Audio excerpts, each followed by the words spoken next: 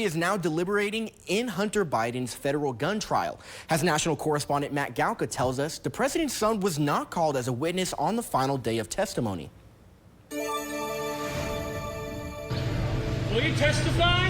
Hunter Biden and his defense team opted to not have the president's son testify in his criminal gun trial. If it is just the prosecution's case and the defendant does not testify, then the burden is where it should be, which is on the prosecution. It's just too risky to have a defendant testify because you don't know what the prosecution is going to ask them. Day 6 of the trial featured prosecutors recalling FBI Special Agent Erica Jensen to the stand. Jensen was asked about texts Hunter Biden sent between October 10th and 16th in 2018 about meeting someone at a 7-Eleven convenience store in Wilmington, Delaware.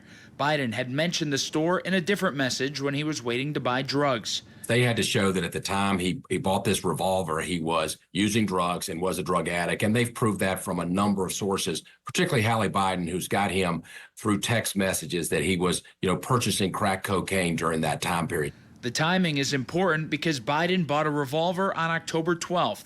He's charged with 2 counts related to lying about not being a drug addict during the time of the purchase, along with a charge related to owning the gun while abusing drugs. But Biden's defense team asked Jensen if there was location data to confirm he was at the convenience store when he sent the October 10th message.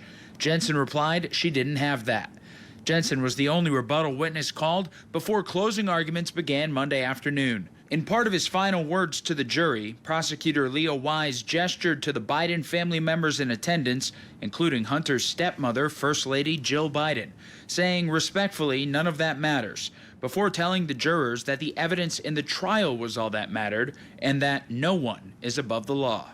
President Biden has been supportive of his son while trying to keep his distance from the trial, and the First Lady has been in attendance on most court days. The president vowed not to pardon Hunter if he is found guilty, and the harshest sentence could carry 25 years in prison. Reporting in Washington, I'm Matt Galka.